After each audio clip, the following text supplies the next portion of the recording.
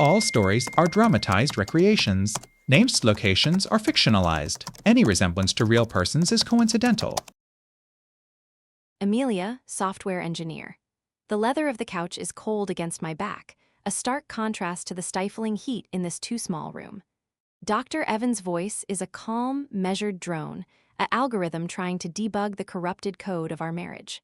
Christopher, she says, her tone gentle but firm. Amelia has expressed feeling a growing distance. Can you articulate what you're feeling in those moments? I watch him, my husband of 11 years. His profile is a familiar landscape, the slight crook in his nose from a long-ago basketball game, the way his brow furrows in concentration. But now, that furrow looks like a fortress wall. He shifts, his hand resting on the couch between us, his phone screened down beside his thigh.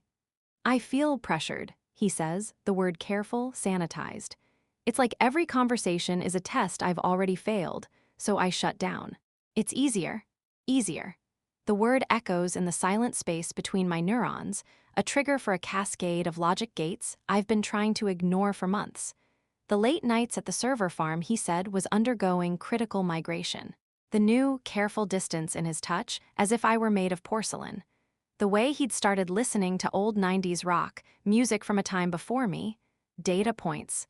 Incomplete but suggestive. My fingers, restless, stray from my lap. It's an absent-minded gesture, a seek for connection, for the familiar warmth of his hand. I don't even look, just let my fingertips brush against the back of his wrist, aiming to settle on the phone, to feel the cool glass as an anchor. He flinches. It's not a subtle shift. It's a violent, full-body recoil. His arm jerks back as if my touch had burned him, his hand snapping over the phone like a trap, shielding it. His entire being contracts into a posture of pure, unadulterated defense. The world narrows. The drone of Dr. Evans' voice fades into a distant hum. The scent of sandalwood incense vanishes. There is only the image burned onto my retina, my husband protecting his device from me. In my line of work, a flinch like that isn't just a reaction, it's a fatal error. A system panic. It's the unmistakable output of a guilty conscience. You don't guard an empty server. You don't firewall a blank document. My hand freezes in midair, the intended comfort now hanging between us as an accusation. My heart isn't hammering. It's gone preternaturally still, a cold, heavy stone in my chest.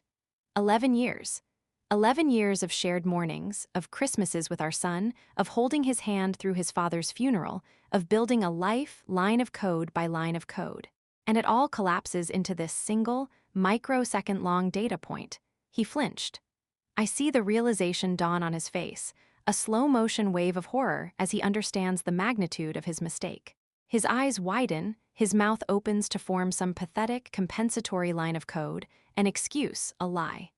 Amelia, it's a work thing, but I am no longer listening. I am a compiler, and I have just encountered the fatal syntax error that crashes the entire program. The rest of the data rushes in, connecting, compiling, forming a complete and horrifying picture. The late nights, the new music, the emotional distance. It wasn't stress. It wasn't a rough patch. It was a fork in our repository. He'd been running a separate branch of his life, and I was still working on the main trunk, oblivious. Amelia, Dr. Evans' voice cuts through the static. Are you with us? I slowly retract my hand, placing it back in my lap. I can feel the weight of their stares, his panicked, hers concerned. But I am miles away. I am analyzing the crash dump. I look directly at Christopher, and for the first time, I don't see the man I married. I see a variable that has been tampered with, a function that returns the wrong value, a beautiful, complex program that is, at its core, malicious. Yes, I say, my voice eerily calm, flatlined. It's my professional voice, the one I use when a production server is on fire and panic is a luxury we can't afford. I'm here, but I'm not. The woman who walked into this room, clutching the fragile hope that a therapist could help us refactor our love, is gone. In her place is something colder, sharper, and brutally logical. The truth isn't a whispered confession or a discovered text. It's a physical recoil. It's a flinch. And it's the most honest thing he's done in months. The session ends in a blur of mumbled pleasantries and scheduled follow-ups that I know will never happen. We walk out into the sterile hallway of the office building, the silence between us a solid, suffocating thing. He reaches for me. Amelia, please, let me explain. I don't look at him. I am already running the new script. The one titled Survival. Don't touch me, I say, the words clean, precise, and final, like a command line instruction. Sudo rm rrefa / execute. The elevator ride down 23 floors is the longest of my life. I stare at our blurred reflections in the polished brass doors, a beautiful, broken image. A couple. A lie. He keeps opening his mouth, but no sound comes out. What code could he possibly write to fix this? There is no patch for this. No update. Only a complete system wipe. On the drive home, through the rain-slicked streets of New York, the silence is broken only by the rhythmic swipe of the windshield wipers. They sound like a metronome, counting down the last seconds of our marriage. He finally speaks, his voice ragged. It's not what you think. I almost laugh.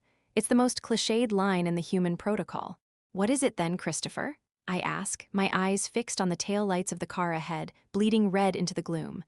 A long-term affair with an old flame? Was it Sarah, from Cornell? The silence that follows is louder than any confession. It's the sound of a null value being returned. The confirmation, he doesn't deny it. He just starts crying, ugly, choking sobs that shake the steering wheel. And in that moment, any last hope I didn't know I was clinging to evaporates. The program has terminated. All that's left is the cleanup. We get home, our home. The one we painted together, the one where we brought our son, Liam, home from the hospital. It feels like a museum exhibit of a life that no longer exists. He follows me inside, a ghost in his own hallway. I'm sorry, he weeps, collapsing onto the bottom step of the staircase. I'm so sorry, Amelia. It was a mistake. It meant nothing. I stop and turn to look at him, this man who built logic for a living, now spewing the most illogical nonsense. Mistakes are syntax errors, Christopher. They're forgetting a semicolon. This, I gesture between him and the void where our trust used to be. This was a deliberate architecture decision. You designed this, you built it, you deployed it, and you hid it from me. I don't scream, I don't throw things. The rage isn't hot, it's absolute zero. It's the cold, hard certainty of a system failure. I walk past him, into the living room, and my eyes fall on the large cardboard boxes stacked in the corner, left over from my last attempt to organize the attic. Without a word, I drag one into the center of the room. The cardboard scrapes against the hardwood floor, a final, awful sound. He watches me, confusion breaking through his grief. What are you doing? I don't answer. I walk upstairs, into our bedroom, my bedroom, and I open his closet. I start pulling out his clothes. Armfuls of shirts, suits, jeans. The smell of his cologne on them is suddenly nauseating. This is the source code of the man I loved, and it's all corrupted. I carry the first load downstairs and dump it unceremoniously into the box. Then I go back for another. Amelia, stop. Please. He's on his feet now, his face pale with panic. Let's talk about this. We can fix this. I pause on the stairs, a pile of his sweaters in my arms. There is no we, I say, my voice flat. The we process has been killed. This is the garbage collection. The rain starts again, harder this time, drumming against the windows as I methodically, systematically erase him from our home. Box by box, memory by memory. I pack his running shoes, the ones he wore every Sunday morning. I pack the fancy coffee maker he loved. I pack the books on his nightstand. I am a machine, executing a function. Purge, husband. He tries to block my path to reason, to beg. I simply sidestep him. My emotional core has been partitioned off. I am operating on pure, unforgiving logic. When the last box is filled, sealed with tape, I drag it to the front door. There are 6 of them, a monument to our failure. He stands there, soaked from the rain still falling outside, watching me with hollow eyes. Where am I supposed to go? He whispers. I look at him, this stranger I shared a life with. I feel the cold metal of the doorknob in my hand. I don't care. I open the door. The wind whips rain inside, spattering the boxes. I start pushing them out onto the porch, one by one. They land with soft, thudding sounds on the wet wooden planks. His life, boxed up and exposed to the elements. I saved the last box for his most precious things, his vinyl record collection, the signed first editions, the photograph of his father. I saved it for last not out of mercy, but for emphasis. Even the things he loved most are now just variables waiting to be rained on. I give the final box a shove. It joins the others in the pouring rain. The cardboard darkens instantly. I stand in the doorway, the storm raging behind me, the house silent and empty ahead of me. He just stares, broken, at the pile of his former life. I don't say another word. I simply close the door. The lock clicks into place with a finality that echoes through the whole house. I slide down against the door, my back to the solid wood, and finally, the code breaks. The emotional firewall crumbles. The sobs come, racking and violent, a system reboot into a terrifying new reality. I am alone. The program has run its course. All that's left is the silence and the relentless sound of the rain, washing everything away. The silence after the door closed was a physical presence. It was the white noise of a crashed system, the hum of a server room after a total power failure. I sat there on the floor, my back against the solid wood, until the cold from the hardwood seeped through my clothes and into my bones. The sound of the rain was a constant, static hiss, washing away the world outside, or drowning it. I didn't know how long I stayed there. Time had become a corrupted variable, returning null values. But eventually, the programmer in me, the problem solver, booted up through the emotional wreckage. A new process initiated, Survival EXE. I pushed myself up, my body aching as if I'd run a marathon. The house was a tomb of memories, each object a potential landmine. The framed photo on the console table from our trip to Napa. The ugly vase he'd bought me on a whim that I'd secretly always hated, but now couldn't bear to look at. My eyes scanned the room, not with grief, but with a cold, analytical precision. I was performing a threat assessment on my own life. My phone buzzed in my pocket. Christopher. The screen lit up with his name, a pop-up error message I wanted to swipe away forever. I let it go to voicemail. A moment later, it buzzed again, and again. A denial of service attack on my resolve. I didn't listen to the voicemails. I knew what they would contain. A jumble of desperate code, full of bugs and inconsistencies. I'm sorry, it was a mistake. Let me explain.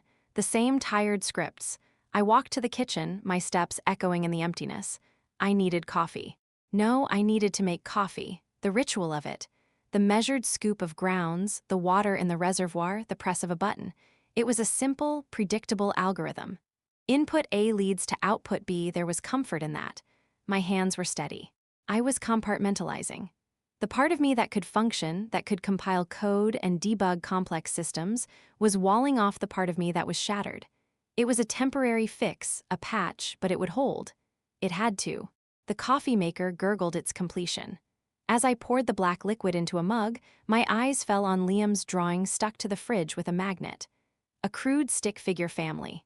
Him, me, and a taller stick figure labeled Dad with a giant, smiling sun overhead. The sight of it didn't break me. Instead, it focused me. It was a new, critical variable in the equation, sun-future happiness. My phone buzzed again, but this time it was a text from my best friend, Maya. Hey, you, checking in, how did therapy go? A legitimate query from a trusted source. I typed back, my fingers moving with a strange, detached efficiency. It's over, he cheated. Long term, he's gone, don't call yet, I'll explain tomorrow, I'm safe. I hit send, clean, concise, no emotional payload. A status update. Her response was immediate, 3 flashing dots. Then, oh my God, Ames. I'm on my way. No, I typed back firm. I need to do this alone right now. Tomorrow, promise. A pause, then, okay, I'm here, whatever you need, I love you. The exchange was a handshake protocol, establishing a connection I knew I would need later. For now, I had to secure the system. I took my coffee and walked through the house, my mind mapping out the next steps. I changed the Wi-Fi password. It was a small, petty thing, but it felt significant. I was revoking his access. I went to the home security app on my phone and removed his administrator privileges, changing the passcode to something he could never guess, Liam's birthday and the word liar. I was locking him out, digitally, physically, emotionally. Then I did the hardest thing. I went upstairs to my son's room. He was at a weekend sleepover, a small mercy from the universe. His room was a sanctuary of innocence, filled with Legos and books about planets. I sat on the edge of his bed, clutching the mug like a lifeline. How do you explain to an 8-year-old that the architecture of his universe has fundamentally failed? How do you tell him the sun in his drawing has been extinguished? I wouldn't, not yet. I would write a new script for that, one with careful, age-appropriate language. I would debug it 100 times before I ran it. For now, I just breathed in the smell of his room, crayons and clean laundry, and let it anchor me. The doorbell rang. The sound was a shock to the system, a jolt of adrenaline. I walked downstairs, my heart a drum against my ribs. I didn't look through the peephole. I knew it was him. The boxes were still on the porch. He'd probably tried his key and found it useless. I opened the door a few inches, the chain lock engaged. A new firewall. He stood there in the pouring rain, drenched to the skin. His hair was plastered to his forehead, his clothes clinging to him. He looked pathetic, a drowned animal. The boxes behind him were collapsing, saturated, their contents ruined. "Amelia," he choked out, his voice raw, "please. You have to let me in, we have to talk." "We did our talking," I said, my voice flat, devoid of the rage I knew I should feel. The rage was a luxury I couldn't afford. It would cloud my logic. "You talked, I listened. The session is over." "It was Sarah," he blurted out, as if confessing the name would somehow fix it. It started at the Cornell alumni event last fall. It was stupid. It was nothing." I stared at him, this man I'd built a life with, now reduced to spouting the most pathetic, cliched lines. "Nothing," I repeated, the word tasting like ash. "You don't risk your family, your son, for nothing, Christopher. You don't look me in the eye for months and lie for nothing. Nothing is a null value. This is a catastrophic failure. You introduced a fatal bug into our source code." He flinched again at the technical metaphor, as if I'd spoken in a language he no longer understood. "Stop it, stop talking like that. I'm a person, not a program you can just terminate." "Are you?" I asked, my head tilting. "Because from where I'm standing, you behaved like a malicious script. You executed a series of commands designed to deceive and betray, and now you're experiencing the expected output, revocation of access." His face crumpled. "I love you, I love Liam. This thing with Sarah, it wasn't love. It was a ghost, an echo from a life I didn't live. And you chose that echo over your reality," I said, the truth of it crystallizing in the air between us. "You don't get to have both. The system doesn't allow it." "What about Liam?" he pleaded, his trump card, his final argument. "You can't just keep me from my son." The mention of his name was the one thing that could pierce my armor. A sharp pain lanced through my chest, but I held firm. "I would never keep you from him," I said, and I meant it. "But you will not see him until we have a formal arrangement. Until I have had time to explain to him, in my way, that his father made a series of very bad choices. Your access to him will be supervised, structured, and on my terms. Not yours. Do you understand?" I was negotiating a protocol, defining the new API for our interactions. He looked horrified, as if he'd expected screaming and tears, not this cold, logical dissection of his fatherhood. "You're being cruel," he whispered. "No," I corrected him, my voice softening for the first time, not with warmth but with a profound and final sadness. "I'm being precise. You broke us. I'm just handling the cleanup. Now you need to leave. Your things are there." I gestured to the ruined boxes. "I suggest you move them before the cardboard disintegrates completely." I saw the fight leave him. The rain had washed away his anger, his excuses, leaving only a hollowed-out shell. He knew. He finally understood that there was no Control+Z for this. No undo. The commit had been pushed to the main branch, and it had broken the build forever. "Where will I go?" he asked again, a broken record. I looked at him, this stranger standing in the rain, and I gave him the only answer I had left. "I don't know," I said quietly, "but you can't stay here." I closed the door. This time, I didn't slide down against it. I walked away. I walked into the kitchen, poured my now-cold coffee down the sink, and started a new pot. The process was the same. Scoop, water, button, predictable, reliable. From outside, I heard the sound of him moving the soggy boxes, a wet, dragging sound. Then, eventually, the sound of his car starting and driving away. The silence returned, but it was different now. It was no longer the silence of shock. It was the silence of a fresh, empty repository, a blank slate, terrifying and full of potential. I had just successfully defended the system from the immediate threat. The next step was harder. The next step was to start writing entirely new code. The coffee was a constant, a bitter, black river that fueled the new, terrible machinery of my life. The days after the confrontation bled into one another, a monochrome loop of wakefulness and exhaustion. I functioned.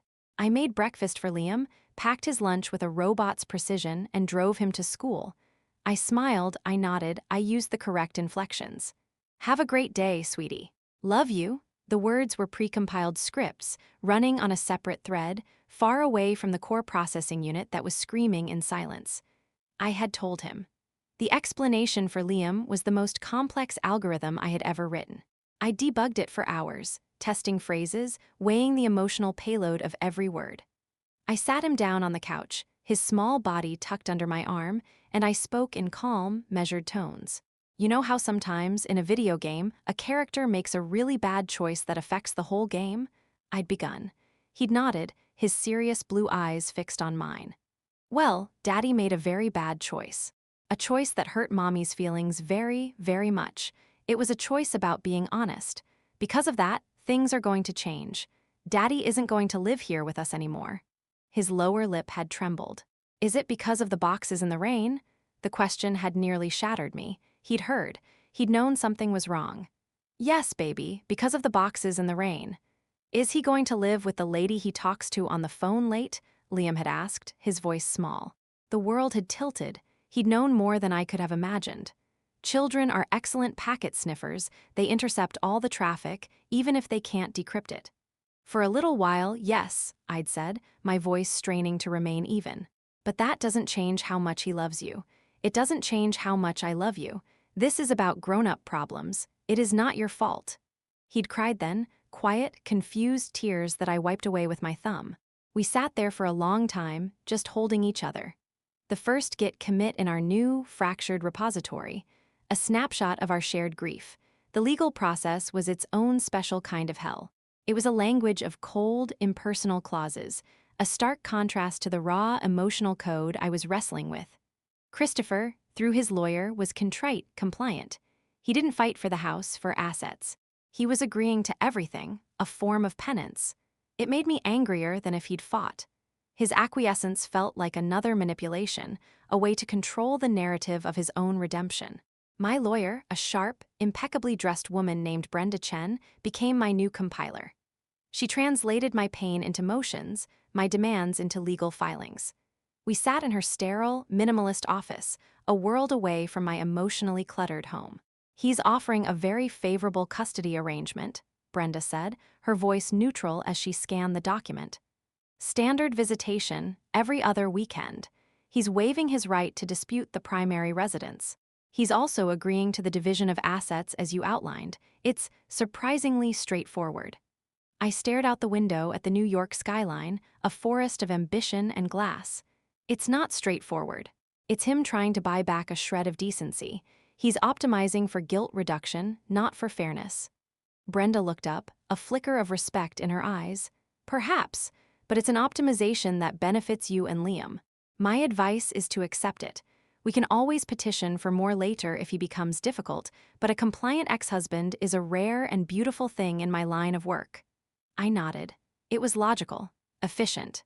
I was building a new life, and a protracted legal battle was a resource drain I couldn't afford. Fine, draw up the papers. The day the divorce papers arrived was a Tuesday, a utterly ordinary day. The sun was shining. The mailman waved. The envelope was thick, crisp, and heavy with finality. I left it on the kitchen counter for a full day, a silent monolith on the butcher block. It was the RF command written in legalese. There would be no recovery from this. I finally opened it that night, after Liam was asleep. I spread the pages out on the living room floor, the same floor where I'd boxed up Christopher's life. I read every word. Each whereas and hereinafter was a tiny scalpel, dissecting the corpse of our marriage. Irreconcilable differences. Such a clean, sanitary term for the nuclear winter he'd created. My pen hovered over the signature line. My hand was steady. This wasn't an emotional decision anymore. It was a necessary step in the deployment process. Signing these papers was like merging a branch. It would be painful, there would be conflicts, but it was the only way to move the project forward. I signed, Amelia Marie Rossi. The ink was dark and permanent. I felt a bizarre sense of calm. I had executed the command. The system was now officially undergoing a fundamental rewrite. The next step was the meeting. Brenda had arranged it, a neutral location to exchange signed copies, to hand over keys, to make it all terrifyingly official. We chose a coffee shop in Midtown, a place with no history for either of us. I saw him before he saw me. He was sitting at a small table by the window, staring into a cup of coffee. He looked thinner, older. The confident posture of the successful software architect was gone, replaced by a defeated slump. For a second, a treacherous, stupid part of my heart ached for him. The ghost of the man I loved flickered in that silhouette. Then I remembered the flinch. The memory was a cold splash of water. The ghost vanished. I walked over, my heels clicking on the tile floor. He looked up, and his eyes were full of a hope I immediately wanted to extinguish. He thought my agreeing to meet was a crack in the door. "Amelia," he said, starting to rise. "Sit," I said, my voice cool. I slid into the chair opposite him and placed my bag on the table, a barrier between us. "You look tired," he said, the words clumsy. "I'm divorcing you, Christopher. It's not a spa treatment." I pulled the thick envelope from my bag and slid it across the table. "It's all there, signed." He looked at the envelope as if it were a venomous snake. I didn't know it would be this clinical. "What did you expect?" I asked, my voice low. "Poetry? A eulogy for our marriage? This is the cleanup. This is the part where we formalize the disaster." He flinched. Good. I was glad I could still make him flinch. "I got an apartment," he said, changing the subject, grasping for something neutral. "In Jersey City. It has a room for Liam. It's near a park." "I'm sure it's lovely," I said, my tone implying the exact opposite. "The visitation schedule is on page 7. I expect you to adhere to it. No surprises." He nodded, his eyes dropping to the table. "I miss him. You should have thought of that before you started recompiling your old relationships," I said, the technical metaphor slipping out, sharp and cruel. His head snapped up. "Stop it. Just stop talking to me like I'm a server you're decommissioning. I made a mistake, a horrible, unforgivable mistake, but I'm still a person. I'm still the father of your child." The coffee shop seemed to grow quieter. The hiss of the espresso machine faded. I leaned forward, my voice dropping to a whisper. "I know you're a person, Christopher. That's what makes it so much worse. A bug I could fix. A system crash I could recover from. But a person who consciously, deliberately, chooses to lie every day for months. Who looks his son in the eye and makes promises he has no intention of keeping. That's not a mistake. It's a character flaw. And that," I said, tapping the envelope, "is the patch. It's the only patch we have." The fight went out of him again. He deflated. He reached into his jacket pocket and pulled out a single key on a plain ring. He slid it across the table. It scraped against the wood. "The key to the apartment, for when Liam comes." I looked at the key. A new access point, a new node in the network of our broken family. I didn't pick it up. I just looked at it. "This is it then," he said, his voice thick with a grief I no longer trusted. "This is it," I confirmed. There was nothing left to say. The transaction was complete. Data exchanged. I stood up, leaving my untouched coffee on the table. I picked up my bag and the key. It felt cold and alien in my hand. "Amelia," he said as I turned to go. I paused but didn't look back. "I am sorry. For everything." I stood there for a moment, my back to him, in the bustling, anonymous coffee shop. The words hung in the air between us. They were just words, empty variables. They couldn't rewrite the past. "I know," I said finally. And then I walked away. I didn't look back. I pushed through the door and out onto the busy street, the key digging into my palm. The sun was still shining. The world was still turning. I had just signed away my past, and all I held in my hand was a single, cold key to an uncertain future. The first commit was complete. The repository was forever forked. Now, the real work began. The signed divorce papers were a door closing, but they didn't stop the echoes. The house, my house now, was a cavern of them. Every floorboard creak was a memory of his step. The particular way the light fell through the living room window at 4 p.m. was the same light that used to catch his reading glasses. I was a system trapped in an infinite loop, running the same diagnostic on a corrupted hard drive over and over, finding the same bad sectors. Liam was at Christopher's for his first official weekend visitation. The silence he left behind was a different kind of loud. It wasn't the peaceful quiet of a sleeping child. It was an absence, a negative space that screamed. I wandered from room to room, a ghost in my own life, touching things, the back of his small desk chair, the worn cover of his favorite storybook. I was performing a grep command for comfort and finding no matches. My work suffered. Code that used to flow from my fingers like a native language now looked like incomprehensible hieroglyphics.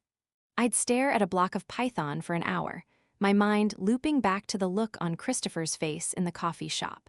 In a team stand-up, my project manager, Mark, asked for a status update on the new authentication module. Amelia, the OAuth flow, everything on track. I blinked, my screen blurring. OAuth, authorization, trust. It's authenticating, I said, the words meaningless. A pause on the conference call. Okay, well, let me know if you hit any blockers. Blockers. Yes, I had a few. A husband who was a liar. A heart that felt like shattered glass. A life that was a 404 not found error. I mumbled an excuse and left the call. I was a senior engineer, a problem solver, and I couldn't solve the one problem that mattered. The humiliation was a fresh layer of pain. He hadn't just broken my heart, he'd compromised my competence. The days were bad, the nights were worse. That's when the thoughts would come, unbidden and vicious. What did she have that I didn't? Was I not enough? Was I too focused on work? Did I not pay enough attention? It was a recursive function of self-doubt, calling itself into an infinite stack overflow, threatening to crash my entire being. I stopped eating properly. Coffee and dry toast. Fuel, not food. I stopped calling Maya back. Her kindness felt like a spotlight on my failure. I was isolating my process, shutting down all non-essential ports. The world became a blur outside my window, a stream of data I was no longer part of. The lowest point came on a Thursday. Liam was home, finally asleep. The house was quiet. I was sitting on the couch, staring at a reality TV show I wasn't watching, the glow of the screen the only light in the room. My phone buzzed. A notification from a shared photo album Christopher and I had once used. He'd added a new picture. Against every better instinct screaming in my head, I opened it. It was a picture of him and Liam at a park in Jersey City. They were eating ice cream, grinning, Liam perched on his shoulders. The sun was shining. They looked happy. A perfect, curated moment of father-son bliss, and all I could see was the lie, the performance of it, the audacity to project normalcy, happiness, after he detonated our lives. The recursive function hit its base case, white-hot, blinding rage. It wasn't loud. It was silent and absolute. I stood up. The remote clattered to the floor. I walked to the kitchen, my movements precise, robotic. I opened the cupboard under the sink. There, behind the bottles of cleaner, was the one thing I hadn't been able to throw away. His old, half-empty bottle of cologne. The one he'd worn for years. The scent that used to be him, that used to mean safety, home, love. I took it out. The glass was cool in my hand. I unscrewed the cap. The smell hit me like a physical blow, a wave of nostalgia so potent it made me dizzy. It was the scent of our first date, of our wedding day, of him leaning down to kiss me goodnight. It was the scent of the lie. I didn't throw it against the wall. I didn't scream. I walked very calmly to the backyard. The night air was cool. I stood on the damp grass, under the indifferent stars, and I poured it out. I poured every last drop of that deceitful, beautiful smell onto the ground. I watched the dark patch seep into the earth, the alcohol evaporating, leaving behind only a ghost of a scent that the wind would soon carry away. It was a ritual, an exorcism. But when it was done, the emptiness rushed back in, bigger and colder than before. I was standing in my backyard, holding an empty bottle, more alone than I had ever felt in my life. The rage was gone, burned up in that one act, and what was left was the void. The profound, terrifying silence of being truly on my own. I went back inside, the empty bottle still in my hand. I looked at it, a symbol of what I was trying to purge. But you can't purge a memory, you can't ref the past. I ended up in the garage. I was looking for something, I didn't know what, a distraction, a project, something to do with my hands that wasn't related to code or grief or motherhood. My eyes scanned the shelves of holiday decorations, old paint cans, Liam's outgrown sports equipment. And then I saw it. Tucked away in a corner, behind a rolled-up rug, was a long, narrow case, dusty and forgotten. I pulled it out. It was heavy. I unlatched the clasps with stiff fingers and opened it. Inside, nestled in faded blue velvet, was an electric guitar. It was a beautiful, deep cherry sunburst Stratocaster-style copy. It had been a gift from Christopher for my 30th birthday. A whim. A maybe you'll finally learn that rock star thing you always joked about gift. I'd tried for a week, my fingers too soft, the strings biting into my fingertips, the chords sounding clumsy and wrong. I'd given up, declared myself a software engineer, not a rock star, and packed it away. He'd laughed, kissed me, and said, "My loss. I was looking forward to my groupie wife." The memory was a shard of glass. I almost slammed the case shut, but I didn't. Instead, I ran my fingers over the smooth, cool body of the guitar. The strings were dusty, but they were still there. It was an instrument, a machine in its way. It had inputs, fingers on frets, a pick on strings, and outputs, sound, noise, music. It was logic. It was physics. It was something I could, in theory, understand. But it was also the absolute antithesis of everything I was. It was chaotic. It was emotional. It was loud. The randomized parameter from my new life assignment flashed in my mind, learning to play the electric guitar at full volume. It felt less like a choice and more like a destiny. A cruel, ironic joke from the universe. I carried the case inside, setting it down in the middle of the living room floor. I plugged the small practice amplifier into the wall. It had a little red power light. I stared at it. On, off. It was a binary state. I could handle binary. I took the guitar out of its case. It felt alien and heavy in my lap. I picked up the pick, a tiny piece of plastic that suddenly seemed incredibly significant. I looked at my left hand, the fingers that could fly across a keyboard and architect complex systems. They looked stupid and clumsy hovering over the fretboard. I took a deep, shaky breath, and I did the only thing I could think to do. I turned the amplifier on. The red light glowed. I turned the volume knob all the way to the right. Full volume. I didn't know a chord. I didn't know a scale. I placed my fingers randomly on the neck and I dragged the pick across the strings. The sound was horrific. A jarring, discordant, electrified crash of noise that ripped through the silent, grieving house. It was ugly. It was chaotic. It was a sonic representation of the pain inside me. It was the exact opposite of the clean, elegant, logical lines of code I lived by. It was the most honest sound I had made in months. I did it again. Another crashing, awful wail of sound. And again. Each time, the noise vibrated through the guitar, into my body, rattling my bones, my teeth, my shattered heart. I wasn't playing music. I was screaming without opening my mouth. I was throwing a tantrum without breaking a dish. I was pouring every ounce of confusion, rage, betrayal, and loneliness into this stupid, beautiful, inanimate object and turning it into static. Tears were streaming down my face, but I wasn't sobbing. I was just leaking. I played the noise until my fingertips were raw and throbbing. I played until the neighbors probably thought a cat was being murdered. I played until the terrible, screaming noise outside of me finally matched the terrible, screaming silence inside of me. And when I finally stopped, my ears ringing, the silence that returned was different. It wasn't the absence of sound. It was the absence of that particular sound. It was a silence I had chosen. I had broken it, and I had ended it. I looked down at the guitar in my lap. My fingertips were red and angry. The strings had left deep grooves in them, physical proof of something, of effort, of a different kind of work. It was a start. A terrible, noisy, painful start. I had no idea what I was doing. I had no teacher, no plan, no talent. All I had was a need to make a sound that was louder than the pain. And for a few minutes, in the middle of the night, surrounded by the ghosts of my old life, I placed the guitar carefully back in its case. I didn't put it back in the garage. I left it in the corner of the living room, a strange, new piece of furniture. A symbol of my chaos. A promise to myself to make a different kind of noise. The next day, I went online and ordered a beginner's book, Guitar for Dummies. It seemed appropriate. I was starting from zero, from -0. The first commit to the new repository wasn't elegant. It was a crash of noise, but it was mine, and it was a beginning. The morning after the noise, my fingertips throbbed with a dull, persistent ache. It was a good pain, a real pain. It was a system notification from my body, a tangible signal that something had happened, that a process had been initiated. I looked at the raw, red pads of my fingers as I made Liam's breakfast, a physical reminder that existed outside the phantom pain in my chest. He noticed, of course.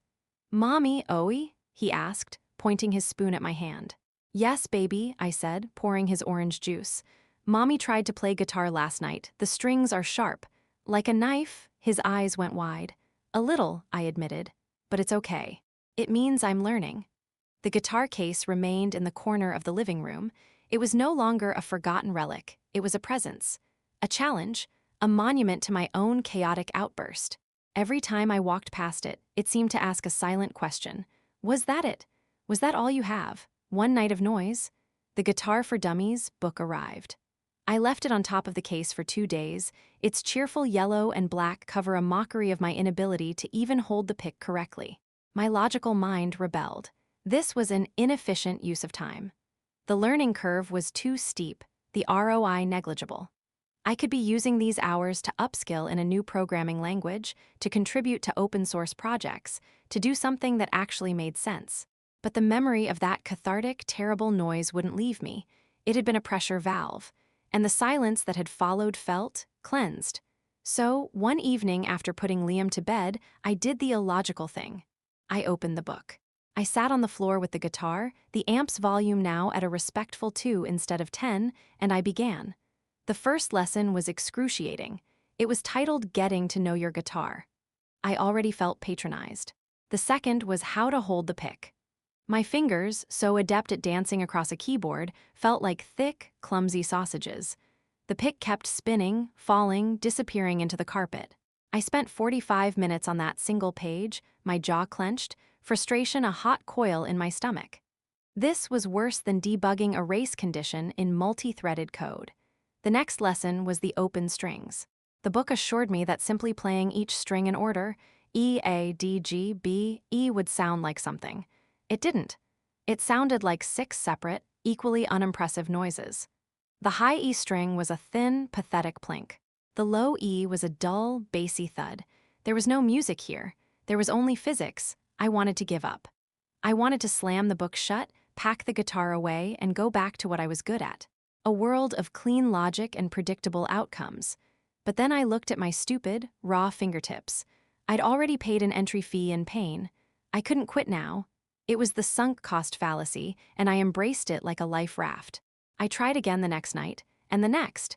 It became a new ritual: put Liam to bed, make tea, sit on the living room floor, battle the pick, battle the strings. My world shrank to the space between the frets. The problems were small, finite, and solvable. My finger placement was a millimeter off, adjust. The pick was striking at the wrong angle, rotate. The string was buzzing, press harder. It was, I realized, just another form of code. The guitar was the hardware. The tablature was the programming language. My hands were the compiler. A misplaced finger was a syntax error. A buzzing string was a bug. The goal was to execute a clean, clear tone. A successful print, hello, world, for the soul. The first time I managed to play all 6 open strings in a row without dropping the pick or muffling a note, a tiny, ridiculous spark of triumph fizzed in my chest. It was the most basic of accomplishments, but it was mine. I had written a program that made a marginally less awful sound. I had merged a successful branch. I graduated to single-note melodies. Mary Had a Little Lamb. The song was mind-numbingly simple, but to me, it was a complex algorithm. It required coordination. It required my brain to send separate commands to each hand simultaneously. My right hand had to keep a steady rhythm with the pick, while my left hand marched its clumsy fingers up and down the fretboard. The neural pathways were new, unpaved, and full of potholes. The first successful run-through was a miracle of stumbling, hesitant notes, each one ringing out like a small, defiant victory. It was recognizably Mary Had a Little Lamb. It was terrible, but it was music. I found myself thinking about it during the day. While debugging a stubborn piece of code, my left hand would absently fret imaginary notes on the edge of my desk. I started watching YouTube videos of famous guitar solos not with envy, but with a new, analytical eye. I'd watch the guitarist's hands, the economy of movement, the muscle memory. I was reverse engineering the art. The pain in my fingertips eventually subsided, replaced by calluses, little hard pads of proof. I wore them like badges of honor. They were the physical manifestation of my persistence. They were my commit history. One night, about 3 weeks into my new obsession, I was practicing a simple blues scale. It was still clumsy, but the notes were connecting with more fluidity. I was lost in the repetition, in the meditative act of trying to make my hands obey. I wasn't thinking about Christopher. I wasn't thinking about the divorce, the loneliness, the fear. My mind was blessedly, perfectly empty of everything except the location of the next note.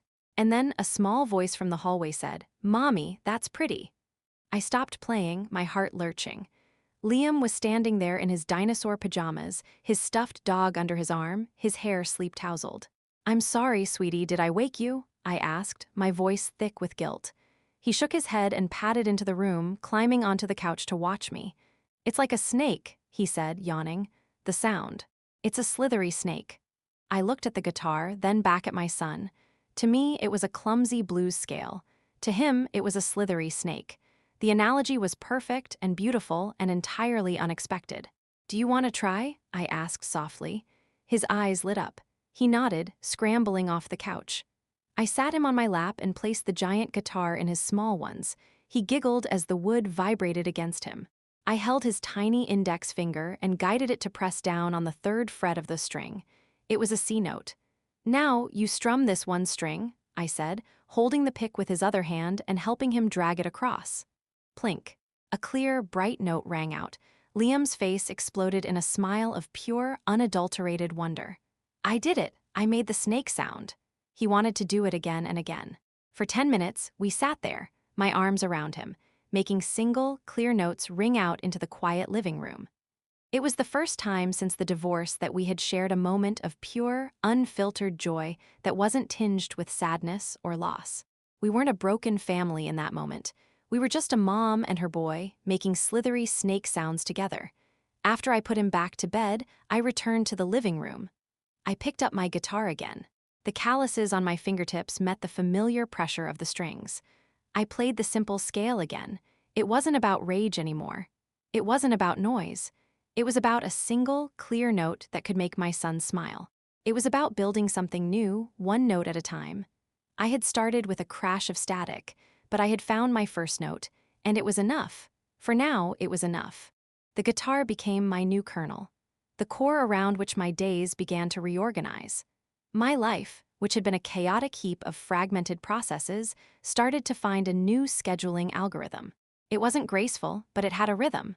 Mornings were for Liam and logistics, breakfast, school run, work. Work itself was slowly coming back into focus. The lines of code began to make sense again, the logic gates clicking into place with a familiar, reassuring clarity. I was patching the vulnerabilities in my professional self. Afternoons were for emails, for legal paperwork that still trickled in, for the mundane chores, demon that kept a household running. But the evenings, after 8 p.m., were mine. They belonged to the fretboard. I had moved past Guitar for Dummies. Its cheerful condescension could only take me so far. I'd graduated to online courses, to meticulously organized YouTube tutorials, to tablature websites that felt like reading ancient, magical scrolls. My analytical mind had found its purchase. I didn't just want to play, I wanted to understand. Why did this sequence of notes evoke sadness? Why did that chord progression resolve in a way that felt like coming home? I was decompiling music into its constituent parts, treating it like the most beautiful, complex code ever written. My hands learned. The calluses hardened into permanent armor. The clumsy sausage fingers developed a memory of their own. My right hand found a steady, reliable alternating pick rhythm. My left hand learned to dance across the frets, forming chord shapes without my conscious brain having to scream instructions at each individual digit. Muscle Memory EXE was successfully installed and running in the background. I was no longer making slithery snake sounds. I was playing songs. Simple ones at first. Folk songs, punk rock 3-chord anthems, the intro riffs to classic rock songs I'd loved as a teenager.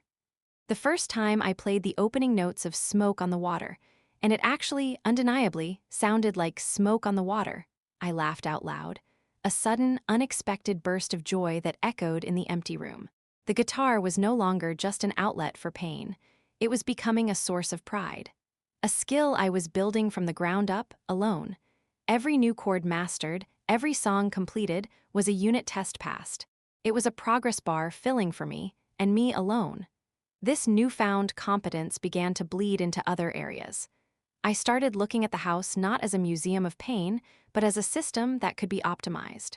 I repainted Liam's room a color he chose himself, a terrifyingly bright, galactic blue. I hired a handyman to finally fix the cabinet door that had been hanging crookedly for years.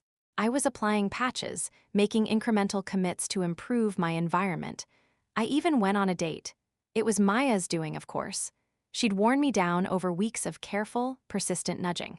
"It's not about finding a husband," she'd said, her voice firm through the phone. "It's about remembering that you're a woman, not just a mom and a guitar monk. It's dinner. 2 hours. If it's awful, you have a great story for me." The guy was a friend of a friend, a graphic designer named Ben. He was nice, handsome, funny. The date was perfectly pleasant. We had sushi. We laughed. He asked about my work and seemed genuinely interested. But the entire time, I felt like I was running a social simulation. I was executing a pre-written script: respond to Joe Kiexi, ask reciprocal question DLL. My core emotional processes were elsewhere, analyzing the chord changes in the song playing over the restaurant speakers. When he walked me to my car and leaned in for a kiss, I turned my head at the last second, offering my cheek. "I'm sorry," I said, and I truly was. "You're great. My system isn't ready for this yet. I'm still running a lot of internal diagnostics." He blinked, confused but gracious. "Internal diagnostics. Okay, well, I hope you get everything debugged." I drove home feeling strangely empowered, not rejected. I had set a boundary. I had listened to my own internal state and acted on it. I wasn't ready to introduce a new variable into my life's equation. The thought of someone else's energy, someone else's expectations, felt like a potential fork that could crash my entire system. I needed a stable build first. The real test came with Christopher's weekend visitations. They had settled into a tense but functional rhythm. He'd pick Liam up on Friday, I'd get him back on Sunday evening. The handoffs were brief, clinical exchanges in the driveway. We spoke only about Liam. Does he have his allergy medicine? He has a birthday party at 2 on Saturday. The gift is in his bag. One Sunday evening, Christopher was late returning him. Only by 10 minutes, but it was enough to trigger every alarm bell in my newly calibrated system. I stood at the front window, my arms crossed, watching the street. The old, familiar scripts of anxiety tried to load. He's irresponsible. He's putting his own life before our son's. He's just like he always was. I took a deep breath. I walked away from the window and picked up my guitar. I didn't play anything angry or loud. I played the first thing that came into my head, a gentle, finger-picked folk melody I'd been learning. I focused on the precise placement of each finger, the delicate balance of pressure needed to make each note ring clear. The music required my full attention. It forced the anxiety to wait in the queue, unprocessed. By the time his car pulled into the driveway, the anxiety had timed out. I felt calm, in control. I met them at the door. Liam burst in, chattering about the movie they'd seen. Christopher hovered on the porch, looking contrite. "Sorry," he said. "The traffic on the bridge was a nightmare." I just nodded. The old me would have made a sarcastic comment, would have stored this transgression as evidence in the ongoing case against him. The new me simply updated the variables. Return time equals 1810. Reason equals traffic. Emotional response equals null. "Okay, thanks for letting me know," I said, my voice neutral. "Did he eat?" We had the usual brief exchange about the weekend. As he turned to leave, his eyes fell on the guitar, now leaning against the couch instead of hidden in its case. "You're still playing that?" he asked, a note of genuine surprise in his voice. "I am," I said. He almost smiled, a ghost of his old, charming self. "That's cool, Amelia, really." The compliment felt alien, irrelevant. His approval was a variable that no longer had any value in my program. "Good night, Christopher," I said and closed the door. I looked at the guitar. It was more than an instrument. It was my benchmark, my unit test for emotional stability. When the world threatened to send my system into panic mode, the guitar was the sleep function that forced a pause, a recalibration. Later that night, after Liam was in bed, I plugged in. I turned the volume up not to 10, but to a respectable 6. I didn't play noise. I played a song. A full, complete, complicated song I'd been working on for weeks. It had a driving rhythm, a melodic solo, and a satisfying resolution. I played it from start to finish without a single mistake. When the last note faded into silence, I was breathing heavily, a fine sweat on my brow. A wide, uncontrollable grin spread across my face. I had done it. I had taken something complex and chaotic, and through practice and patience, made it orderly. Beautiful. The recovery wasn't linear. There were still bad days. Days where a memory would ambush me, or a wave of loneliness would crash over me. But now I had a tool, I had an algorithm. Feel pain, pick up the guitar. Feel anxious, pick up the guitar. Feel lost, pick up the guitar. Input, emotion. Process, focus, practice, effort. Output, progress. A sense of agency. I was no longer a victim of a catastrophic system failure. I was the architect of its recovery. I was writing the new code, line by line, note by note. And for the first time, I was starting to believe the final build would not only be stable, but better than what came before. The guitar had become my sanctuary, a walled garden where I could compile a better version of myself. My world had stabilized into a predictable loop, code, motherhood chords. It was safe. It was controlled. I was the sole administrator of my own emotional server farm, and I had everything firewalled. I hadn't factored in a collision. It was a Saturday. Liam was with Christopher, and the empty house felt less like a void and more like a spacious laboratory for my own becoming. I'd spent the morning refining a particularly tricky fingerpicking pattern, my focus so absolute I'd forgotten to eat lunch. The hunger finally pulled me out of my trance. I needed air, I needed food, and I realized I needed a new book. The local bookstore was my church. It was an old, independent place with creaky wooden floors and that particular smell of paper and wisdom. In the chaos of the last year, my visits had become less frequent, but walking in was like slipping into a comfortable, familiar function. Deaf Peace, Return Bookstore. I browsed the new fiction section, my mind still half occupied with the harmonic minor scale. Nothing grabbed me. I wandered towards the staff picks, my eyes scanning the shelves. And then I saw it. The last copy, a beautiful, cloth-bound edition of Gabriel Garcia Marquez's Love in the Time of Cholera. It was one of those books I'd always meant to read but never had, a classic that spoke of enduring, patient love, a concept that felt both alien and magnetizing to me now. My hand reached for it at the exact same moment another hand did. Our fingers didn't touch, but the intention collided in the space above the book. I looked up, startled.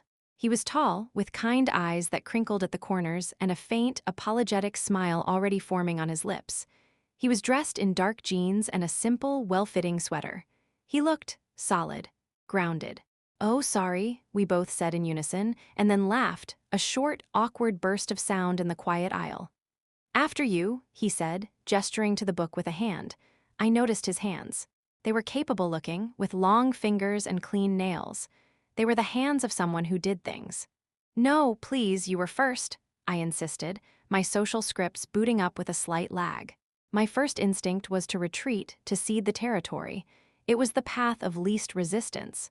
"I'm not much of a grabber," he said, his smile widening. "Especially not of last copies. It's a good rule to live by." His voice was warm, a low baritone that felt like a weighted blanket. "A no-grabbing policy," I repeated, feeling a real smile touch my own lips for the first time. "That's surprisingly civilized." "I try. Besides, it's a great book, a worthy prize. I'd feel bad wresting it from you." He shoved his hands in his pockets, a gesture of non-threatening surrender. The randomized parameter flashed in my mind. They are both trying to buy the last copy of the same book. The universe, it seemed, had a wicked sense of timing. A strange courage flickered in my chest. The same part of me that had decided to learn guitar, that had endured the pain of calluses and the frustration of failure, decided to speak. "We could flip for it," I suggested. "Heads, I nurse my unrequited love for Fermina Daza. Tails, you do." He laughed, a genuine, rich sound that drew a shushing look from a woman 2 aisles over. He leaned in conspiratorially. I like that, but I have a counterproposal. You take it. And in exchange, you let me buy you a coffee and tell me if it's worth my time. It was a line. It was absolutely a line. But it was delivered with such a lack of guile, such easy warmth, that my usual defense mechanisms, the firewalls, the intrusion detection systems, didn't even trigger. They just watched, baffled, as the request pinged my core. I should have said no. My system wasn't ready for this. I had a development environment running, not a production server. This was an untested, unknown variable, but I looked at him. I looked at his kind eyes and his capable hands, and I thought about the empty, quiet house waiting for me. I thought about the last year of pain and isolation and hard-won recovery, and a new function compiled in my mind. Def, take a chance. A literary critique as payment, I said, nodding slowly. That seems like a fair trade. Okay. His name was Daniel. He was a chef. He owned a small, farm-to-table bistro a few blocks away. Over coffee that I actually tasted instead of just using as fuel, we talked. And it wasn't the stilted, scripted exchange of my date with Ben. This was different. The conversation felt like a well-paired API call and response. Easy, natural. We talked about books, of course. He loved Marquez but admitted a deep love for Steinbeck's gritty humanity. I countered with the precise, emotional logic of Le Guin. We talked about food. He described a new dish he was perfecting with foraged mushrooms, his hands moving as he spoke, painting the recipe in the air. I found myself telling him about the guitar, about the frustration and the triumph of learning something so completely illogical. So you're a builder, he said, sipping his coffee. You build systems with code, and now you're building music with your hands. That's a powerful thing. No one had ever put it that way. Christopher had always seen my work as a necessary, sometimes boring, part of our life. Daniel saw it as architecture, creation. I told him I had a son. I said the word divorced. I braced for the subtle shift, the recalibration of interest that usually followed. It didn't come. He just nodded, his expression thoughtful. That's a lot to navigate, he said. It takes a strong person to build new music after that. He didn't ask for details. He didn't probe the wound. He acknowledged it and moved on. It was the most respectful thing anyone had done in a year. An hour slipped away like a minute. When we finally stood to leave, he held out the book to me. Your prize. But our deal, I protested. The critique. You can give it to me next time, he said, and it wasn't presumptuous. It was hopeful. He handed me a simple, cream-colored business card. Just his name, Daniel Rossi, a coincidence that made my heart skip a beat, and the name of his bistro, The Rustic Knife. No phone number. If you finish it and feel like sharing your thoughts, he said. My kitchen is always open for a good literary debate, and I make a mean espresso. And with another warm smile, he was gone, leaving me standing on the sidewalk holding a beautiful book and a business card that felt like a key to a door I hadn't known was there. I walked home in a daze. The city sounds were different. Sharper yet softer, the air felt charged. My mind, usually a whirlwind of code and to-do lists, was quiet. I was processing. I sat on my couch, the Marquez book in my lap. I ran my fingers over the embossed title. This wasn't part of the plan. The plan was to get strong on my own, to build a fortress of self-sufficiency so impregnable that no one could ever breach it again. Daniel hadn't tried to breach anything. He'd just shown up. An unexpected but perfectly formatted input, a new connection request from a seemingly trusted source. I thought about his positive trait, the one the randomization had assigned him, is an amazing cook and loves to host dinners. It wasn't just a fact, it was a language. It was a language of nourishment, of community, of creating warmth for others. It was the absolute antithesis of the secretive, selfish betrayal I'd endured. My phone buzzed. A text from Maya. How's the guitar monk today? I looked at the book, then at the business card on the coffee table. I typed back, my fingers feeling strangely light on the keys. I think I just met a man who knows every line from bad 80s movies. I'd mixed up the parameters, assigning him a different randomized trait in my head. It made me smile. Her response was immediate.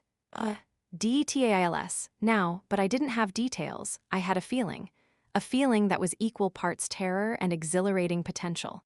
It felt like standing at the edge of a codebase I'd never seen before, knowing I had the skills to navigate it, but having no idea what wonders or bugs I might find.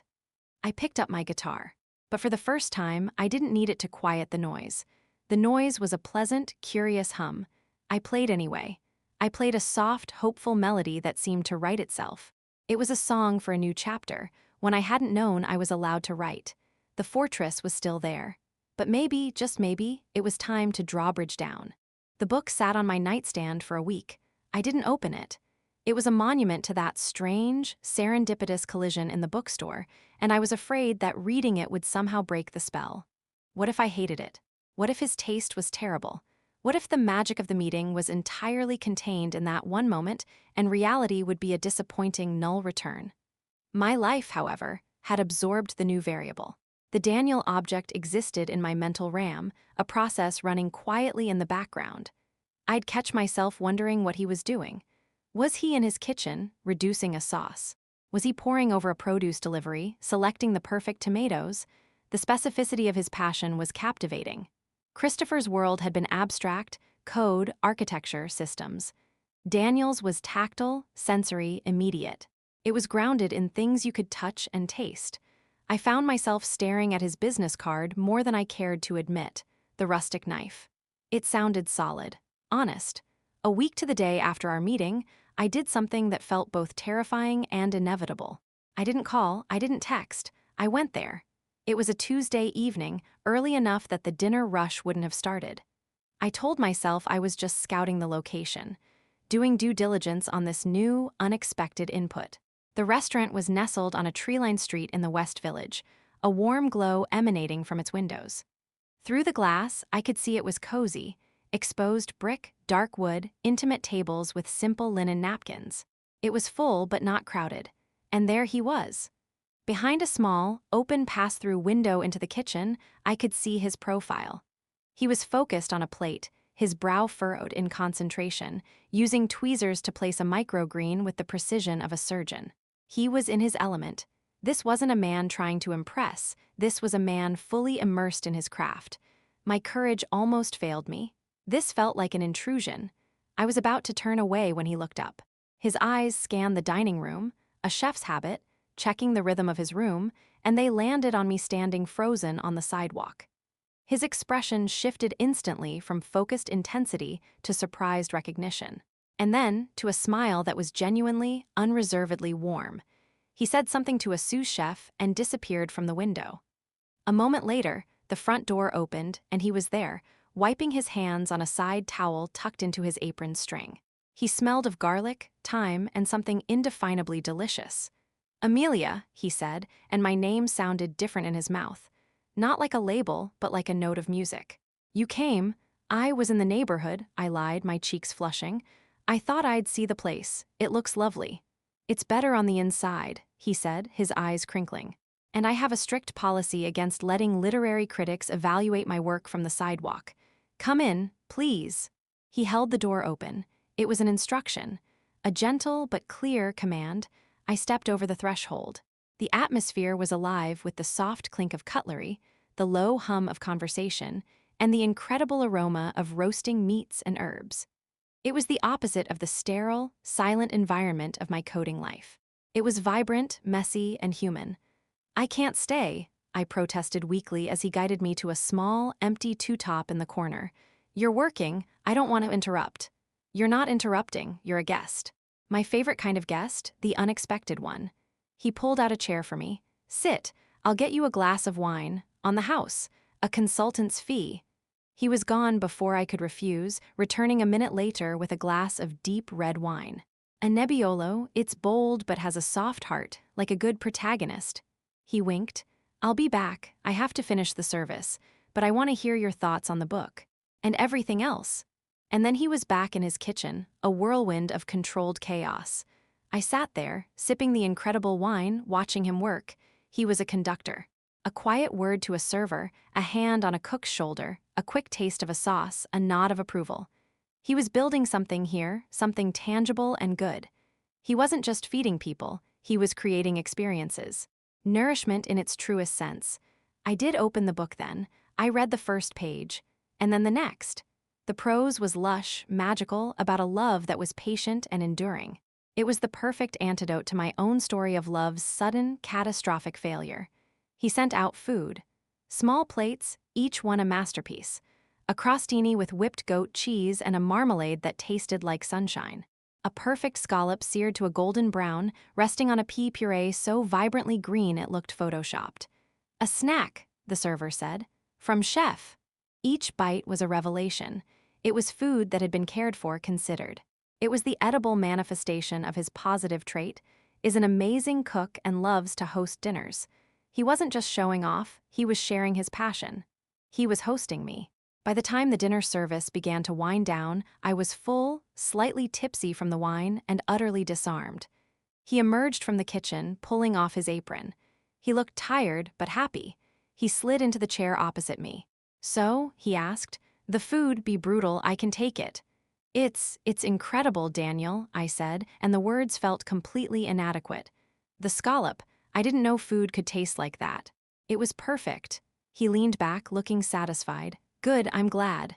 His eyes fell on the book. "And the other research, any progress on the critique?" "I'm only a chapter in," I admitted. "But it's beautiful. It's about love that waits." "For decades?" He nodded. "It is. It's about the different languages of love. Some people shout it. Some people whisper it over 50 years. He looked at me, his gaze direct but kind. "What's your language, Amelia?"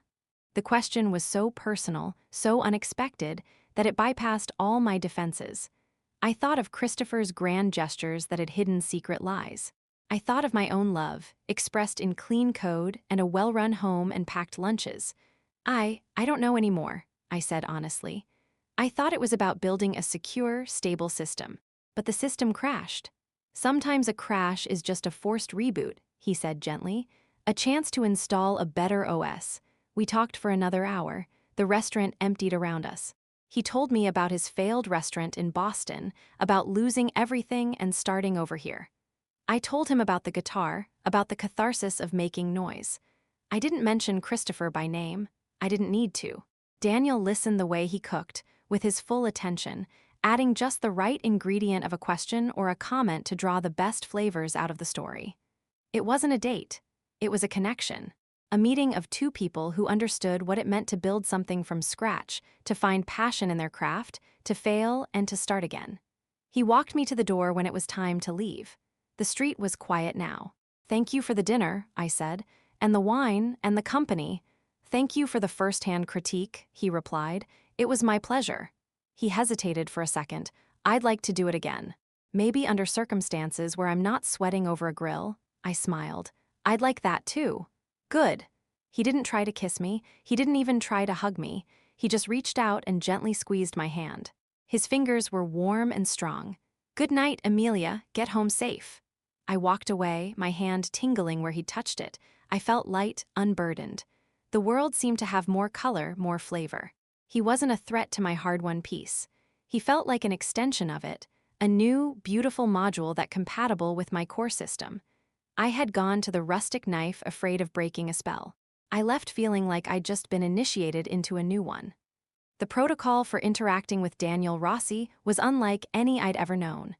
It was built on honesty, on shared passion, on a deep, unspoken respect for the scars we both carried. It was, I realized, a protocol I very much wanted to keep using. Life began to feel like a well-orchestrated, if complex, distributed system. There was the Amelia Mom node, the Amelia Engineer node, and now, tentatively, the Amelia Daniel connection. Keeping them from conflicting required careful management of state and resources. Christopher was manageable. Our interactions had settled into a brittle but functional protocol. We communicated through a shared parenting app, which suited my love for clear, documented exchanges. "Liam has a science project due next Thursday. I will cover materials." "Acknowledged," he mentioned. "I can assist with the build on Sunday." It was clean. It was sterile. It was what we needed. Liam was adapting. The confusion and sadness were still there, a background process that sometimes spiked into foreground tears, but the new routine was providing stability. He talked about Dad's apartment, the park nearby, the big TV. He also talked about Mom's guitar playing, which was getting way better but still kinda loud. And Daniel was a constant, warm ping on my network. We'd graduated from literary debates at his restaurant to actual dates. A walk through the High Line. A movie where we shared a bucket of popcorn and his quiet commentary was funnier than the film. He was patient, letting me set the pace, never pushing for more than I was ready to give. The randomized parameter for our shared activity came to the forefront: weekend road trips with no destination. He proposed it on a Friday morning. I have 2 days off. The weather is supposed to be perfect. I have a full tank of gas and a terrifying lack of a plan. Feel like getting lost with me? My first instinct was to panic. A whole weekend. Unstructured time? What about Liam? What if it was awkward? What if I got car sick? It was a flood of error, unknown parameters. Liam is with his father this weekend, I said slowly, checking the mental calendar I kept synced across all devices. I know, Daniel said gently. You mentioned it last week. He'd been listening. He'd stored that data point and formulated a plan around it. The care of that gesture disarmed me. No destination? I asked, my voice tentative. None. We point the car north. We see a weird roadside attraction, we stop. We smell pie, we stop. We get tired, we find a motel. The only rule is no maps unless we're genuinely, hilariously lost. It was the antithesis of my entire being. I lived by maps, by plans, by knowing the exact state of every variable at all times. But I'd also learned to play the guitar. I'd also talked to a stranger in a bookstore. Okay, I heard myself say. Yes, let's get lost. I packed a bag with a nervousness I hadn't felt since my first date with Christopher a lifetime ago. I was committing to a process with no known outcome, no exit condition defined. I was running an algorithm without a termination clause. He picked me up in a vintage Wagoneer, its blue paint faded and its interior smelling of old leather and wax.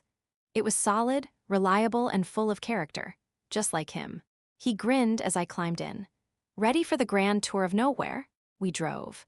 We left the city behind, the skyline shrinking in the rearview mirror, its grip on my psyche loosening with every mile. He'd made a playlist, an eclectic mix of 80s rock, soul classics, and folk songs I'd never heard. We sang along badly to songs we both knew, and he didn't flinch when I fumbled the lyrics. He just laughed, his hand resting comfortably on the gear shift, sometimes brushing against my knee. We saw a sign for the world's largest kaleidoscope and spent 20 minutes in a dusty shop, marveling at the trippy lights. We stopped at a farm stand and bought apples so crisp they snapped. We ate them leaning against the hood of the car, watching clouds skate across the vast blue sky. The conversation was easy, meandering. We talked about everything and nothing. Our greatest fears, heights for me, mediocrity for him, our most embarrassing childhood memories, our dreams. I told him about my secret desire to one day develop a piece of software that genuinely helped people, not just optimized ad revenue. He told me about his dream of writing a cookbook that wasn't about recipes, but about the stories behind the food. It's all just connection, you know, he said, gesturing with his Apple core. The code you write connects machines. The food I make connects people to the earth, to the farmer, to each other across a table. It's the same thing, really. I looked at him, this man who saw the world in ingredients and flavors, and he had just perfectly deconstructed the common thread of our lives. He saw me, not Amelia the victim, or Amelia the mom, or Amelia the engineer. He saw the core function of me, a builder of connections. As the sun began to dip low, painting the sky in oranges and purples, we found ourselves in a small, sleepy town in the Catskills. We were, by any definition, genuinely lost. We'd taken so many turns on a whim that we had no idea where we were. Perfect, Daniel declared, pulling up in front of a quaint, slightly ramshackle motel called the Starlight. It had a neon sign that flickered and a porch swing out front. We got a room with 2 beds. The silence as we put our bags down was suddenly thick with unspoken questions.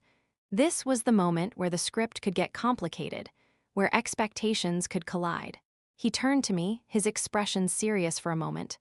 Amelia, he said, I want you to know this room has 2 beds for a reason. I'm here for the road trip, for the pie and the bad singing. Whatever this is, he gestured between us, it unfolds at your speed, no exceptions. The tension dissolved. He had just hand-delivered the most elegant if statement I'd ever encountered. He had defined his intentions with clarity and respect, giving me full control over the conditional outcome. "Thank you," I said, my voice soft with relief and something else, a deep, swelling gratitude. We had dinner at the only diner in town, where the coffee was terrible and the cherry pie was sublime. We sat in a cracked vinyl booth and made up stories about the other people in the restaurant. He could do a spot-on impression of a disappointed food critic, and I made him snort coffee out of his nose, describing a bug in code as a noodle incident. Later, we took a blanket from the room and walked to a field behind the motel. The sky was impossibly clear, a vast black canvas dusted with infinite stars. We lay side by side on the blanket, our shoulders touching, and looked up. "That's Orion," I said, pointing. "The hunter." "Show off," he murmured, but he was smiling. "It's the only one I know," I admitted.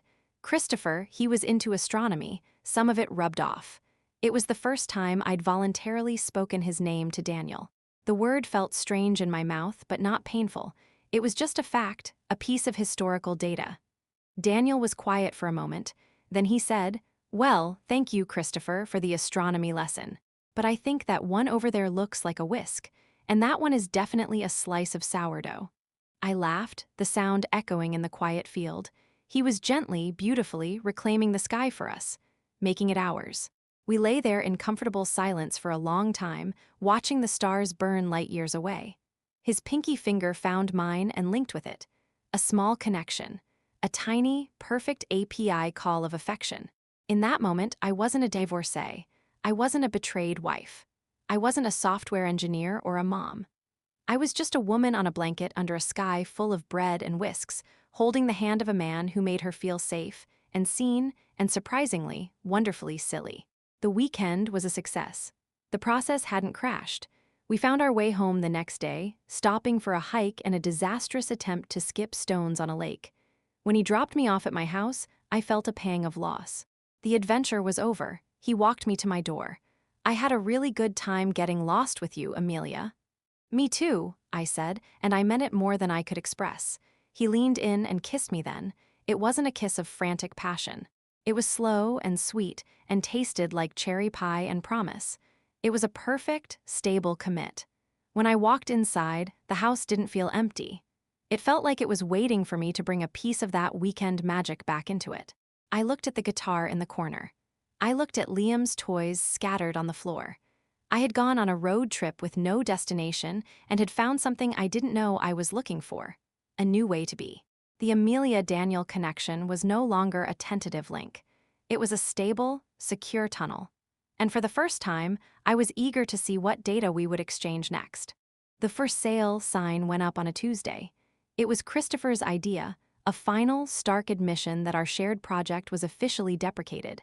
The market was hot. He said it was the logical time to sell. I agreed. Logic was a language we could still speak, even if every other dialect between us had died. The process was a whirlwind of staging and showings. I'd tidy the house into a museum of a life that no longer existed, whisk Liam and myself away for a few hours, and return to find traces of strangers. A shifted couch cushion, a cold cup of coffee left on the counter, the faint smell of an unfamiliar perfume. It felt like being haunted by the future. Daniel was my anchor through it all. He didn't offer unsolicited advice. He just showed up with food, a hearty stew after a long day of showings, pastries for a stressed-out breakfast. His presence was a constant, warm process running in the background of the chaos, assuring me the system was still stable. The offer came in fast, over asking price. A young couple, both lawyers, who loved the open-plan living room and the great natural light. They didn't see the ghosts in the corners, they saw potential. I was happy for them. The search for a new place was a solo mission. This was my architecture now, my design. I looked at modern apartments with gleaming appliances, but they felt sterile, like a fresh install of an OS I didn't know. I looked at quaint brownstones, but they felt like someone else's history. And then I found it. A new development not far from my old neighborhood, but worlds away in feeling. It was a modern, sustainable townhouse community with big windows and small, low-maintenance yards. The unit I fell in love with was an end unit with a wall of windows that looked out onto a copse of trees. The light was incredible. It was empty, a blank canvas, a fresh repository waiting for its first commit. It was within the budget the divorce had allotted me. It was in the same state, NY, keeping Liam's school district consistent. It was perfect. I signed the papers with a steady hand. This wasn't an ending, it was a deployment. Moving day was a catharsis. As the movers, strangers paid for their muscle, not their emotional investment, carried out the boxes. I felt lighter with each piece that left. The couch where we'd cuddled, the dining table where we'd hosted Thanksgiving. They were just objects. Their emotional payload was being wiped clean. I kept the things that were truly mine. My books, my records, my guitars, Liam's art, his tiny bed, his world. And the few things Christopher and I had chosen together that brought me joy, not pain, a particular reading lamp, a beautiful rug. I was curating my new life, cherry-picking the best functions from the old code base and discarding the rest. The last thing to leave the old house was my guitar. I stood in the empty living room for a final time. The room echoed. I could still see the ghost of myself on the floor, making that first, terrible crash of noise. I could see Liam sitting there, making slithery snake sounds. This room had held so much pain and then, so much healing. I slung the guitar strap over my shoulder and played one last thing, not a song of anger or sadness, just a simple, major chord progression. It rang out clean and bright in the empty space, a blessing, a farewell. Then I turned and walked out, closing the door behind me without looking back. The new townhouse smelled of fresh paint and new carpet.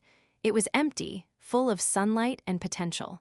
When the movers left, it was just me and Liam, surrounded by towers of boxes in the vast, open living area. Liam ran from room to room, his footsteps echoing. "This is my room? Really? It's so big, and my window looks at the trees. Is there a bird's nest? Can we get a dog?" His excitement was infectious. This wasn't a loss for him, it was an adventure, a new level in his game. I felt a surge of fierce, triumphant love. I had done this. I had provided this stability, this new beginning for us. We ordered pizza and ate it sitting on the floor, using a box as a table. We made up stories about the people who might live in the other townhouses. It was our first ritual in the new space. Later, as I was unpacking the kitchen, Daniel texted, "How's the new command center? Need a break? I come bearing housewarming gifts that are not pizza." An hour later, he was at the door, holding a bag from his restaurant and a bottle of champagne. He also had a small, flat package under his arm. "Welcome home," he said, and the words felt right. He kissed me, then looked past me into the chaos of boxes. "Wow, a blank slate. This is huge." We drank champagne from paper cups and ate incredible sandwiches he'd brought. He didn't try to take over. He just followed my lead, unpacking a box of glasses when I pointed to it, holding up a picture for me to decide where it should go. "I have something for you," he said, handing me the flat package. "For the new walls." I unwrapped it. It was a beautiful, minimalist line drawing of a guitar, but the body of the guitar was a constellation, the same stars we'd seen from that field in the Catskills. Underneath, in elegant script, it read, "A new song for a new sky." Tears pricked my eyes. It was the most thoughtful gift anyone had ever given me. It acknowledged my past, my pain, my healing, and our future, all in one image. "Daniel, it's perfect." "I thought it might look good right there," he said, pointing to the big empty wall above where my guitar would live. He helped me hang it. We stood back and looked at it, a single piece of art on a vast, empty wall, a declaration of intent. He put his arm around me, pulling me close. Liam, who had been suspiciously quiet, came running into the room holding a large, clumsily wrapped package of his own. "I made you a house present, too." "Mommy," he announced. I opened it. It was a drawing. A stick figure of me with a giant guitar. A stick figure of him holding my hand. And a taller stick figure with a chef's hat, holding my other hand. The sun was shining. There was a dog in the corner, a clear ploy. Above it, he'd written in his best handwriting, "My new family."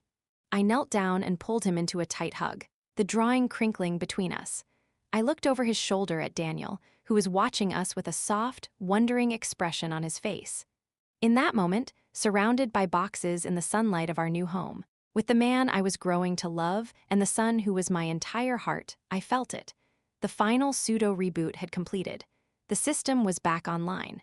But at W, a S Chinese letter, Chinese letter, Chinese letter, Chinese letter, Chinese letter, Chinese letter, Chinese letter, Chinese letter, Chinese letter. New. It was faster, more resilient, and better than before. The old bugs had been patched. The vulnerabilities had been fortified. I had built this. I had taken the shattered pieces of my life and not just glued them back together, but had architected something entirely new, with a stronger foundation and a more beautiful view. The move wasn't an ending. It was the successful migration to a new server. The new build was live, and it was ready for traffic. The new townhouse stopped echoing. It began to breathe. Boxes were unpacked, not with the frantic energy of escape, but with the deliberate joy of creation. Liam's galactic blue room was a masterpiece of organized chaos, stars glued to the ceiling, Lego galaxies spreading across the floor. My office had a wall of books and a stand for my guitar right under the constellation drawing. The place wasn't just lived in, it was alive. Daniel's presence became a natural extension of this new ecosystem. He didn't have a drawer, he had a role. He was the curator of the kitchen, filling it with strange, wonderful ingredients and smells that made Liam wrinkle his nose in curiosity. He was the fixer of loose cabinet handles and the installer of tricky light fixtures. He was the reader of bedtime stories, doing the voices with a theatrical flair I could never manage. His positive trait is an amazing cook and loves to host dinners, became the heartbeat of our new home. Sundays were no longer a dreaded prelude to the Monday morning grind, they were sacred. Daniel would arrive in the morning, his arms laden with bags from the farmer's market, and the symphony would begin. The kitchen was his domain, but he never made us feel like guests. Liam was given the solemn duty of washing herbs. You must treat the basil with respect, maestro. I was put in charge of music selection and wine pouring. Our shared activity, the weekend road trips with no destination, had evolved. Now the adventure was in the ingredients. A weird, knobby squash became a quest. A strange cheese was a discovery. One such Sunday, the air was thick with the smell of roasting garlic and herbs. Daniel was teaching Liam how to properly roll pasta dough, their hands covered in flour. I was setting the table, watching them. The scene was so profoundly domestic, so different from the tense, quiet meals of my previous life, that it sometimes still caught me off guard. My old system would occasionally throw a warning, unfamiliar input error. But the new OS just accepted it, running smoothly. I'd invited Maya over for dinner. It was time. She'd been my lifeline, and she deserved to see the shore I'd reached. When the doorbell rang, Liam ran to get it, yelling, "Auntie Maya, Chef Daniel is making magic."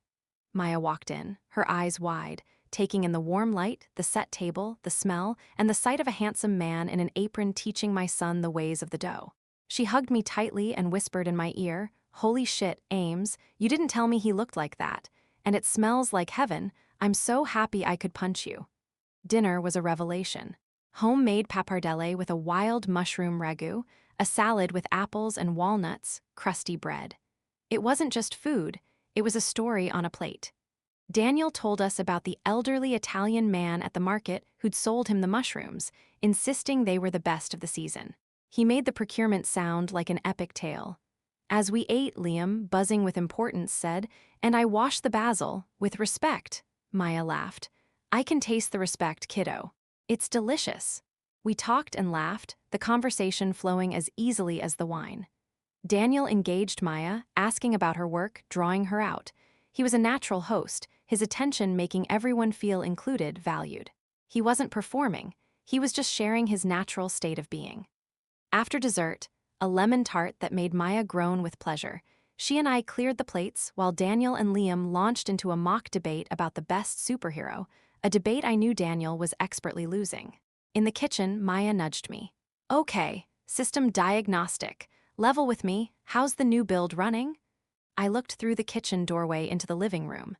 Daniel was now on the floor, demonstrating to Liam how a certain superhero would definitely trip over his own cape.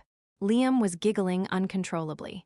"It's stable," I said, a slow smile spreading across my face. "Incredibly stable, no critical errors, the performance is better than expected." "And the user interface?" she asked, grinning. "Intuitive, surprisingly so," I laughed, "and the support is exceptional." Later, after Maya had left, showering us with hugs and promises to come back soon, we did the dishes together, a well-oiled machine. Daniel washing, me drying, Liam putting away the things he could reach. It was our own silent, efficient code. Once Liam was finally asleep, exhausted from food and fun, Daniel and I collapsed on the couch. He put his arm around me, and I leaned my head on his shoulder, listening to the steady, reliable beat of his heart. "Thank you," I said softly. "For what? The pasta? For all of it, for this?" I gestured around the room. "For being so good with him, for not being afraid of any of it." He was quiet for a moment. "He's a great kid, and you're the most resilient person I've ever met, building all this." He squeezed my shoulder. "I just bring the pasta." I looked up at the constellation guitar on the wall, then at the man beside me. I thought about the different languages of love. Christopher's had been grand, sweeping, and ultimately insecure, a program trying to prove its own worth. Daniel's was different. It was in the steady, daily commits, the careful preparation of a meal, the patient teaching of a child, the quiet strength of just being there. It was a language of nouns and verbs, not adjectives. It was a language I could trust. "It's more than pasta," I said. "It's your code. It's clean, it's honest, and it's built to last." He smiled, understanding the metaphor perfectly. He kissed my forehead. "I like that." "My code?" He looked around our home, his eyes content. "It's the best system I've ever worked on." We sat there in the comfortable silence of a successful day. The ghosts of the past were just that, ghosts. They had no power here. This house, this life, was built on a new foundation. It was written in a different kind of code. A code of resilience, of chosen family, of pasta made with respect, and of love patiently built, note by note, ingredient by ingredient, day by day. The upgrade was complete, and it was everything.